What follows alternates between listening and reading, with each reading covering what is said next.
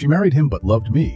I never imagined that one day I'd stand outside a church, watching the woman I thought I would spend my life with walk down the aisle to marry someone else. It wasn't supposed to end like this, not after everything we had shared, not after all the promises whispered in the dark when no one else could hear. I remember the morning with a clarity that still stings, the kind of clarity that feels like punishment. The sky was an unkind blue, too bright, too clean, as if it mocked the storm twisting inside me. I had convinced myself I wasn't going to come, that I had no reason to, but some cruel pull dragged me there. To the steps of the church I had no right to enter. Through the stained glass windows I could hear faint echoes of music, the kind that makes people smile and cry at the same time. My chest tightened as the heavy doors opened for her entrance. She appeared in white radiant, the veil catching the sunlight in a way that made her look untouchable. My breath caught, because for one insane moment I believed she'd look for me, that her eyes would scan the crowd and stop when they found mine. But she never looked my way. I was just another shadow in the street, invisible, erased from her story. The strangest part was that I wasn't angry, at least not in the way I expected.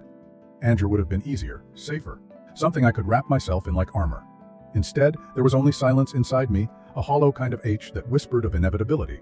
We had loved recklessly, in stolen nights and secret mornings, always telling ourselves the world couldn't touch us. But the world did, and she chose its safety over our chaos. I couldn't blame her, not really. I had nothing to offer but uncertainty, and he had everything, a future wrapped neatly in security and approval. Still, standing there, watching her take those steps, I felt a fracture, a final shattering of the hope I had carried even after she said goodbye. I thought leaving her bouquet of wildflowers at the steps would be enough, my silent blessing for her new life, but my hand trembled so violently I nearly dropped it. Just as I turned to go, a small sound reached me, sharp and unexpected, the breaking of glass. At first, I thought it was inside the church, some accident, but then I noticed the bouquet I'd laid down was gone.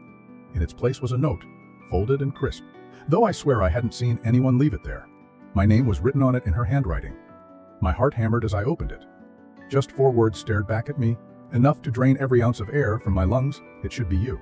The church bells rang, sealing her vows to another man, while I stood frozen with the note burning in my palm. For the first time, I realized the cruelest endings aren't the ones where love is lost, but the ones where it survives in silence, destined to haunt both hearts forever.